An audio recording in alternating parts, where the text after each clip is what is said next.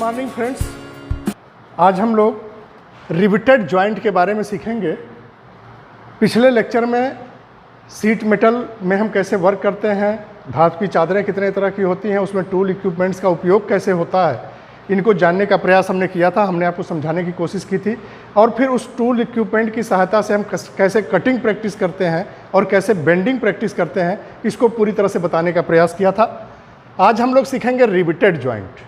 आपका जो job number 2 है, जॉब 2 का जो ऑब्जेक्ट है, practice on making single riveted lap joint and double riveted lap joint. यानी सिंगल रिवेटेड लैप जॉइंट कैसे हम बनाते हैं और डबल रिवेटेड लैप जॉइंट कैसे हम बनाते हैं।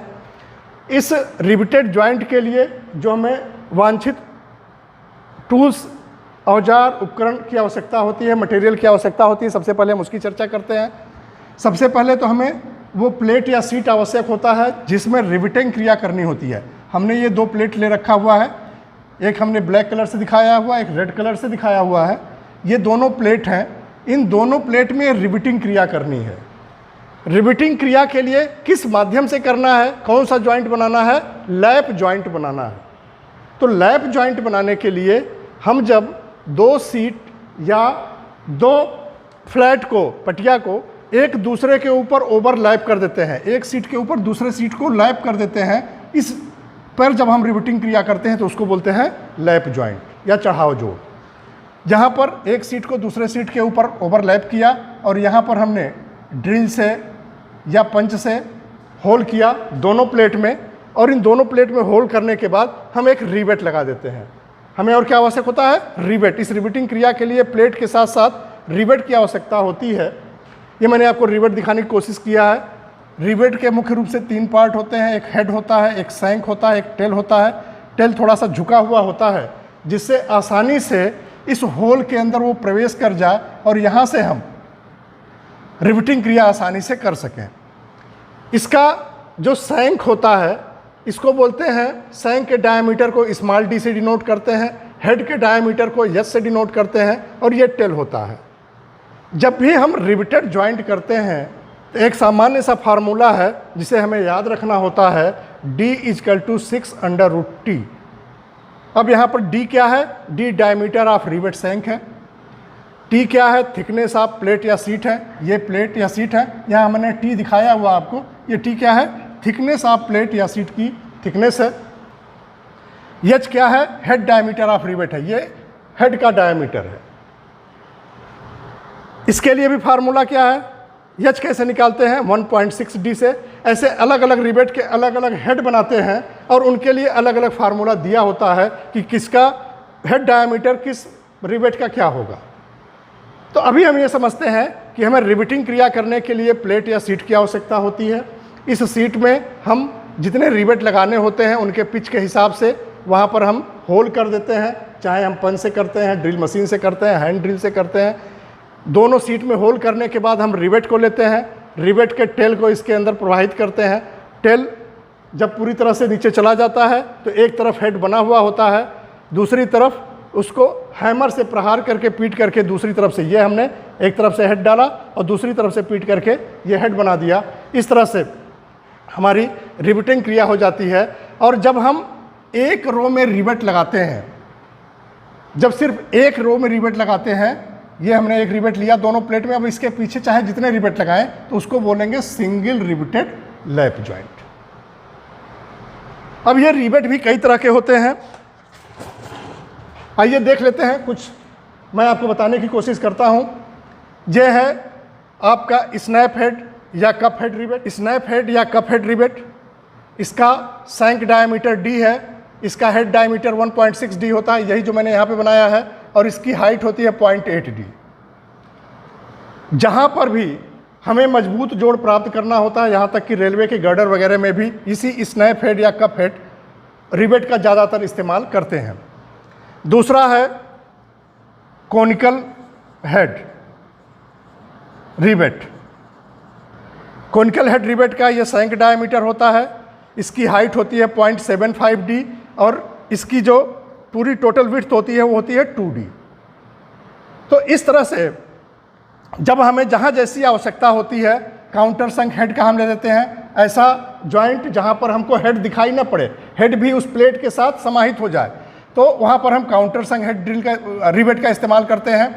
इसके संग डायमीटर d होता है, इसकी हाइट 0.5 d होती है और इसकी ओवरऑल लेंथ 1.5 d होती है। इसके हेड की विड्थ जो होती है 1.5 d होती है। इसी तरह से फ्लैट हेड रिवेट है। फ्लैट हेड रिवेट में संग का डायमीटर d होता है और हेड का टोटल डायमीटर कितना होता है 2d होता है और इसकी हाइट कितनी होती है 0.3 d के बराबर होती है। इस तरह से अभी बहुत सारे तरह के रिवेट्स होते हैं, जहां जैसी आवश्यकता होती है उन रिवेट का हम इस्तेमाल करते हैं और उसकी सहायता से हमें लैप जॉइंट, बट जॉइंट, आगे जो भी जॉइंट हम बताएंगे वो जॉइंट बनाने का प्रयास करते हैं। आइए जो आपके सिलेबस में है उसको दिखाने का प्रयास करते हैं। सिंगल रिवेटेड लैप जॉइंट और डबल रिवेटेड लैप जॉइंट। अब रिवेट क्या होता है, रिवेट का हेड क्या होता है, शैंक क्या होता है, डी और टी का फार्मूला क्या होता है। अगर हमें सीट की थिकनेस पता हो तो हम कौन सा रिवेट इसमें लगाएंगे, उसका डायमीटर कैलकुलेट कर लेंगे।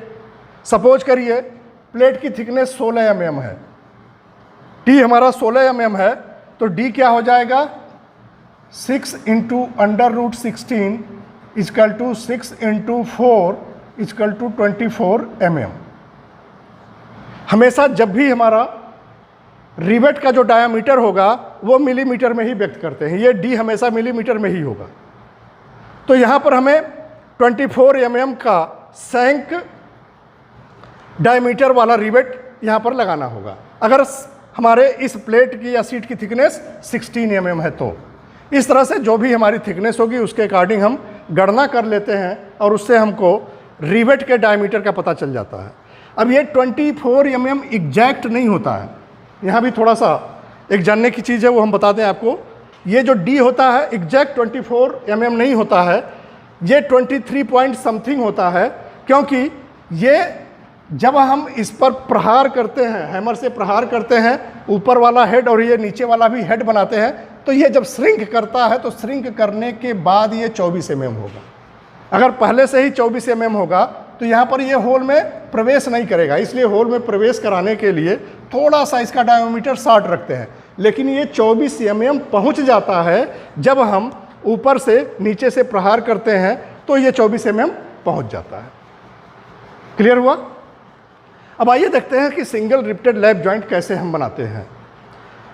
ये 2 सीट हमने लिया, हमने दिखाया था आपको, एक रेड सीट है एक ब्लैक सीट है। हमने यहाँ पर रेड सीट और ब्लैक सीट ले लिया, इसमें दोनों सीट को एक दूसरे के ऊपर लैप कर दिया। अब इस दोनों सीट में हम होल करते हैं, जैसा कि हमने पहले ही यहाँ पे बताया है कि दोनों सीट में हम होल करते हैं। होल करने के बाद उसके अंदर हम रिवेट डालते हैं और रिवेट डाल करके उसके हेड को प्रहार करके दोनों तरफ से हेड बना देते हैं और ये श्रिंक करके हमारा वांछित डायमीटर हमको प्राप्त हो जाता है। हमने इस दोनों सीट में होल कर लिया, हमने इस रिवेट को एक तरफ से हेड से डाल दिया। आप देख रहे होंगे यहाँ पर जो हमने ड्राइंग बनाई हुई है, यहाँ पर ये झुका हुआ है। हमेशा जब भी हम प्लेट या सीट को लगाते हैं तो उसके किनारे को 10 डिग्री पर झुका दिया जाता है। ये जो एंगल होता है कितना होता है 10 डिग्री।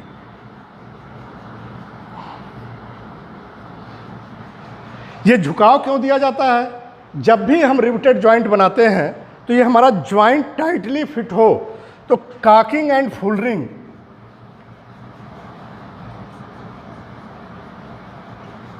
टूल्स इस्तेमाल किए जाते हैं। काकिंग टूल्स को यहाँ कॉर्नर पर प्रेस करके दबा दिया जाता है जिससे हमारा जॉइंट अच्छी तरह से चिपका रहे, और फुलरिंग टूल्स को पूरे इसकी जितनी मोटाई होती है उसके मोटाई के बराबर उस टूल से इसको दबा देते हैं। और फिर यहाँ पर रिवेट डाल करके हम हैमर से प्रहार करते हैं तो ये जॉइंट हमारा पूरी तरह से टाइट हो करके और इस तरह से हमको ये आकृति प्राप्त हो जाती है, हमारी रिवेटिंग क्रिया हो जाती है। तो इस तरह से इस कॉर्नर पे दबाने के लिए काकिंग और फोल्डरिंग टूल्स का भी इस्तेमाल करते हैं। इसका एंगल 10 डिग्री पर झुका देते हैं। क्यों झुकाते हैं मैंने बताया कि जॉइंट को सही तरीके से काकिंग और फोल्डरिंग टूल से दबाने के लिए, जिससे हमारा जॉइंट परफेक्ट प्राप्त हो। अब यहाँ पर हम रिवेट डाल देंगे, रिवेट का हेड बना लेंगे और इस तरह से हमारा सिंगल रिवेटेड लैप जॉइंट तैयार हो जाता है। अब अगर हम इसका टॉप व्यू बनाएं, ये तो हमने फ्रंट व्यू बनाया, अगर हम इसको ऊपर से देखें, ये दोनों सीट को हम ऊपर से देखें, ये सीट हमारी ऐसे फ्लैट है, इसमें तीनों में हमने रिवेट डाल दिया है। अब अगर हम इसको ऊपर से देखें, यानी इसका अगर हम टॉप व्यू बनाएं तो कैसा होगा और कैसे इसकी ड्राइंग हम बनाते हैं, आइए अभी देखते हैं।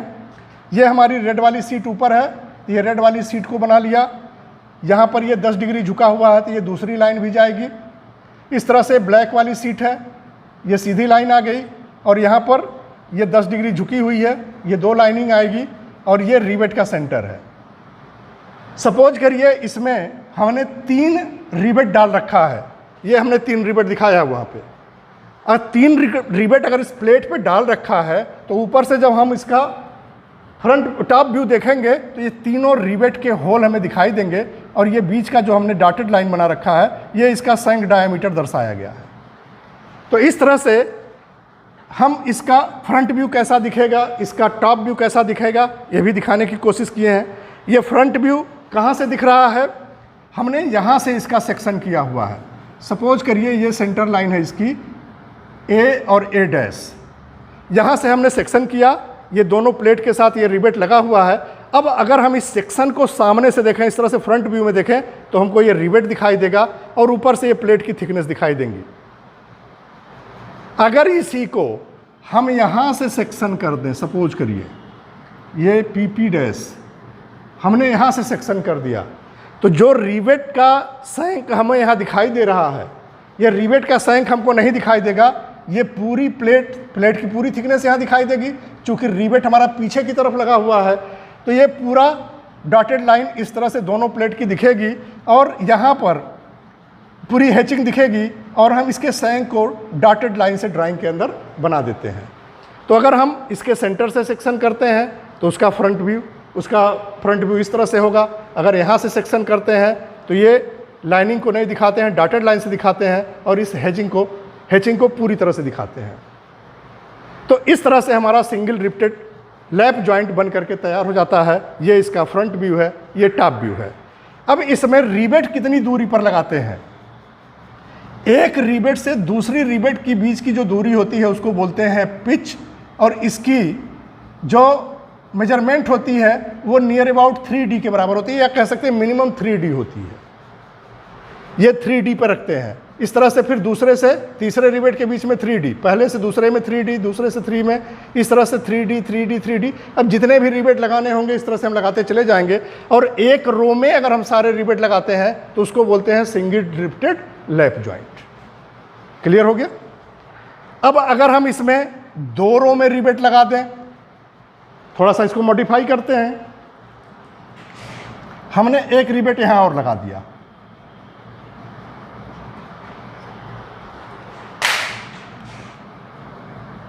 एक रिवेट हमने यहां पे और लगा दिया।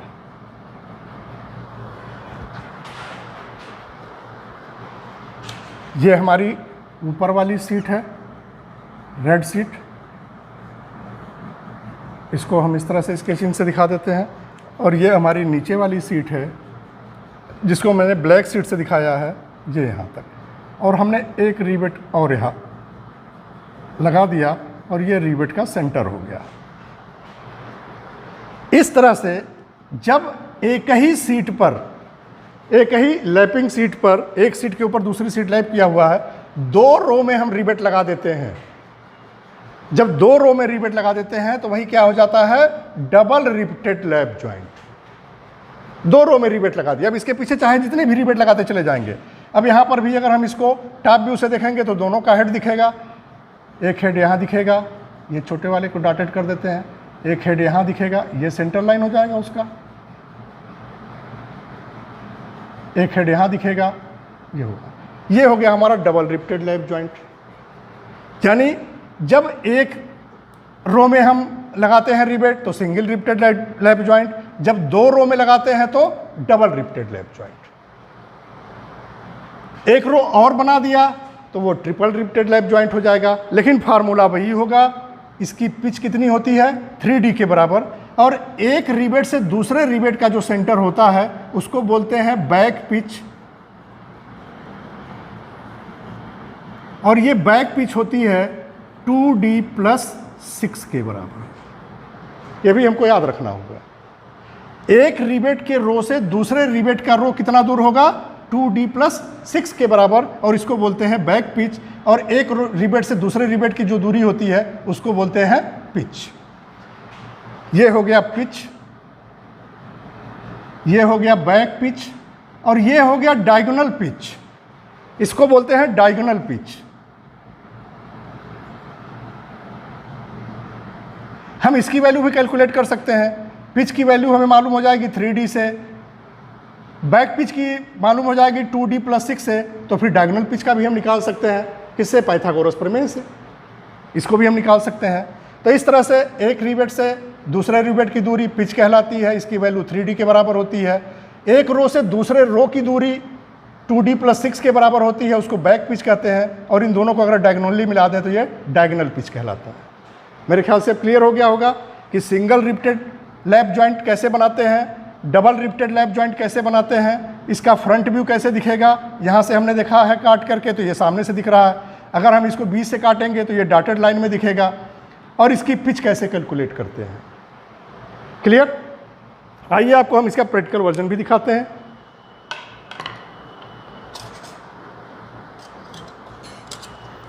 ये 2 सीट हमने लिया हुआ है। एक सीट को जब दूसरी सीट के ऊपर ओवरलैप कर देते हैं तो क्या हो जाता है? Lap joint. ये आपको दिखाई दे रहा होगा। हमने दोनों सीट को लिया, दोनों सीट को एक दूसरे के ऊपर ओवरलैप कर दिया, और यहाँ पर हमने 3 रिवेट लगाने का जगह बनाया हुआ है। तो ये हो गया इसका, यहाँ से यहाँ तक 3D, फिर यहाँ से यहाँ तक 3D। इस तरह से जितनी चौड़ी सीट होगी हमारी, इस तरह से यहाँ पर रिवेट लगाते चले जाएंगे, और इसको बोलेंगे सिंगल रिवेटेड लैप जॉइंट। अब अगर हम एक रो और बगल में बना देंगे तो वही हो जाएगा डबल रिवेटेड लैप जॉइंट।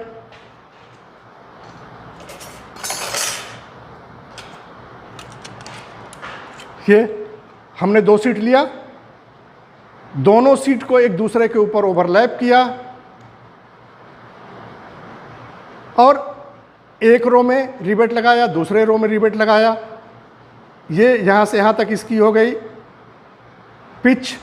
ये यहाँ से एक रो से दूसरी रो की दूरी हो गई बैक पिच। और अगर इसको हम डायगोनली मिला दें यहाँ से यहाँ तक, तो ये क्या हो गई? इसकी डायगोनल पिच। और यहाँ से यहाँ तक की दूरी 3D, ये 3D। एक रो से दूसरे रो की दूरी 2d+6। इस तरह से हम डबल रिवेटेड लैप जॉइंट भी बना सकते हैं। अब ये जॉइंट बनाने का तरीका हम 2 तरीके से करते हैं। एक तो बनाते हैं हम चेन टाइप,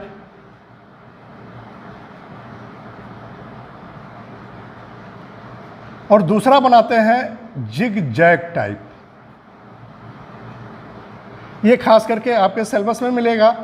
तीसरा एक है डायमंड टाइप।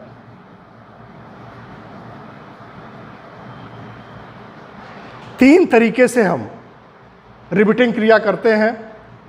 चेन टाइप क्या होता है? जब एक रो से दूसरे रो का सेंटर आमने सामने होता है रिवेट का, एक रिवेट यहाँ लगा है, दूसरा रिवेट यहाँ लगा है, एक रिवेट यहाँ लगा, दूसरा उसी के सामने, तीसरा रिवेट भी उसी के सामने। इस तरह से सपोज करिए एक रो ये है, एक रो ये है, एक रिवेट यहाँ लगा, एक इसके सामने, एक यहाँ लगा, एक इसके सामने, एक यहाँ लगा, एक इसके सामने। इसको बोलते हैं चेन टाइप रिवेटिंग। क्लियर हुआ? और इसकी दूरी कितनी होती है? 3D के बराबर लगभग। और ये कितना होता है? 2d+6 के बराबर।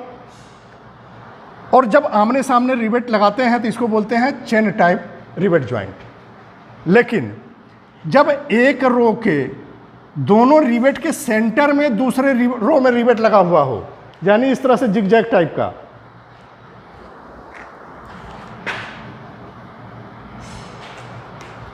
एक सेंटर यहाँ है, एक सेंटर यहाँ है, एक रिवेट यहाँ लगा है, एक रिवेट यहाँ लगा है। अब यहाँ पर रिवेट ना लग करके यहाँ पर रिवेट लगा हो सेंटर में, यानी एक रिवेट यहाँ है, एक रिवेट यहाँ है, एक रो यहाँ पे चल रही है। अब इन दोनों के सेंटर के सीध में यहाँ रिवेट लगा हो, इन दोनों के सेंटर में यहाँ पे रिवेट लगा हो, तो इसको बोलते हैं जिग जैग टाइप। यानी अगर हम इसको मिलाएं इसके सेंटर को, तो ये ऐसे बनेगा, ये ऐसे बनेगा, ये ऐसे बनेगा, ऐसे बनेगा। ये इस तरह से जिग जैग टाइप का बनता है, इसीलिए इसका नामकरण भी किया जाता है जिग जैग टाइप। अब तो आपको क्लियर हो रहा होगा।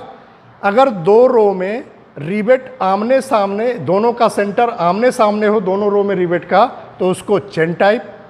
अगर दोनों रो में जो रिवेट लगा रहे हैं, पहले रो के दोनों रिवेट्स के बीच में दूसरे रो में अगर रिवेट लगा हो, तो उसको बोलते हैं zig zag type riveted joint. आपको दिखाने की कोशिश करते हैं। तीसरा एक है, हमने बताया डायमंड टाइप, आपके सिलेबस में संभवतः नहीं है लेकिन मैं फिर भी बता रहा हूं। एक रो ये है, यहां पर हमने 3 रिवेट लगाया, फिर इसके बगल में जिग जैग करके 2 रिवेट लगाया, इधर भी जिग जैग करके 2 रिवेट लगाया, और फिर एक रिवेट यहाँ लगा दिया, एक रिवेट यहाँ लगा दिया। अगर इनके सेंटर को मिलाएं तो यहाँ से यहाँ, यहाँ से यहाँ, यहाँ से यहाँ, यहाँ से यहाँ, एक तरह से एक डायमंड बनता है। और इस तरह के रिवेट लगाने की प्रक्रिया को बोलते हैं डायमंड रिवेटिंग। Diamond riveting. तो इस तरह से हम इस रिवेट के लगाने की प्रक्रिया के आधार पर भी इनका नामकरण करते हैं। जैसे अभी तो हमने 2 रो में लगाया तो डबल रिवेटेड लैप जॉइंट हो गया, एक रो में लगाया सिंगल रिवेटेड लैप जॉइंट हो गया। इसको अगर हम देखें तो क्या है, double riveted chain type riveted joint. अगर यहाँ पर हम इसी में लगा दें तो क्या हो जाएगा, double riveted zig zag type riveted joint. अगर यहाँ पर 3 लगाया, यहाँ पे 2 लगाया, एक इधर लगा दिया, 3 के बगल में 2 इधर लगाया, एक इधर लगा दिया, इस तरह से रिवेटिंग कर दिया, तो क्या हो गया, double riveted diamond type riveted joint, lap joint. तो इस तरह से जब रिवेट लगाने का तरीका इस तरह से हो, एक बार मैं फिर आपको समराइज कर देता हूं कि दोनों का सेंटर आमने सामने हो, ठीक इस तरह से, तो इसको बोलते हैं चेन टाइप रिवेटेड जॉइंट। अगर एक रो में जो 2 रिवेट लगे हैं उनके सेंटर के बीच में दूसरे रो में लगा हो रिवेट, इस तरह से जिगजैग टाइप, तो उसको बोलते हैं जिगजैग टाइप रिवेटेड जॉइंट। और अगर एक रो में 3 रिवेट लगा हो, उसके दाएं और बाएं दोनों तरफ फिर 2-2 रिवेट, और फिर उसके दाहिने तरफ 1 रिवेट और बाएं तरफ 1 रिवेट लगा हो, इस तरह से रिवेटिंग क्रिया करते हैं, तो इसको बोलते हैं diamond riveting, diamond type riveted joint. ये इससे क्या होता है कि हमारा जॉइंट भी मजबूत होता है, कम रिवेट लगाने पड़ते हैं और हमको प्रॉपर स्ट्रेंथ भी प्राप्त हो जाती है। तो जहाँ जैसी आवश्यकता होती है वहाँ इस तरह से हम रिवेटेड जॉइंट का इस्तेमाल करते हैं, और इस तरह से हम single riveted lap joint, double riveted lap joint, chain type joint, zigzag type joint, diamond type joint, इस तरह से हम इसको प्राप्त कर सकते हैं। आइए आपको दिखाते हैं जिगजैग टाइप। अभी हमने आपको 2 दिखाया, single riveted lap joint, double riveted lap joint. ये हमारा जिगजैग टाइप। एक रो में यहाँ यहाँ यहाँ हम रिवेट लगा रहे हैं, फिर इन दोनों के सेंटर में दूसरी तरफ यहाँ देखिए एक रिवेट लगाया, फिर 2 रिवेट के सेंटर में एक रिवेट लगाया। इस तरह से हम ये zigzag type riveted joint, lap joint बनाए रखे हैं। यह है डायमंड टाइप। 3 रिवेट यहाँ लगाया, फिर इसके लेफ्ट साइड में 2 रिवेट लगाया, फिर एक इन दोनों के लेफ्ट में लगाया, और इस सेंटर के राइट में भी 2 रिवेट लगाया, और फिर इसके राइट में 1 रिवेट लगाया। इस तरह से डायमंड रिवेटिंग, इस तरह के रिवेटेड जॉइंट को बोलते हैं डायमंड रिवेटेड जॉइंट। तो मेरा प्रयास था कि आप रिवेटेड जॉइंट के बारे में समझ सकें, सिंगल रिवेटेड लैप जॉइंट क्या होता है, डबल रिवेटेड लैप जॉइंट क्या होता है, और इसके रिवेट लगाने के प्रकार के आधार पर चेन टाइप रिवेटिंग जॉइंट क्या होती है, जिगजैग टाइप रिवेटिंग जॉइंट क्या होती है, और डायमंड टाइप रिवेटिंग जॉइंट क्या होती है। मेरा पूरा प्रयास था कि आपको अच्छे से समझ में आए, इसीलिए मैंने प्लेट पे दिखाया भी कि आपको अच्छी तरह से प्रैक्टिकल भी समझ में आ जाए। मेरा प्रयास है कि अगली बार जब हम लोग पढ़ेंगे बट जॉइंट, तो ये सारे जो हमारे जो chain type, zigzag type, diamond type लगाने का जो रिवेटिंग करने का तरीका होता है, सेम इसी तरह से होता है। सिर्फ अंतर क्या हो जाता है कि यहाँ पर लैप जॉइंट में हम दोनों को एक दूसरे के ऊपर रखते हैं, और बट जॉइंट में क्या करते हैं, आमने सामने रखते हैं। अगले लेक्चर में हम आपको बट जॉइंट के बारे में बताएंगे। मेरे ख्याल से आपको अच्छी तरह से समझ में आ गया होगा। अगर आपकी समझ में आ जाता है तो कृपया हमारे चैनल को सब्सक्राइब करें, लाइक करें, और अपने अन्य दोस्तों को भी शेयर करें, जिससे उनको भी लाभ प्राप्त हो सके। बहुत बहुत धन्यवाद।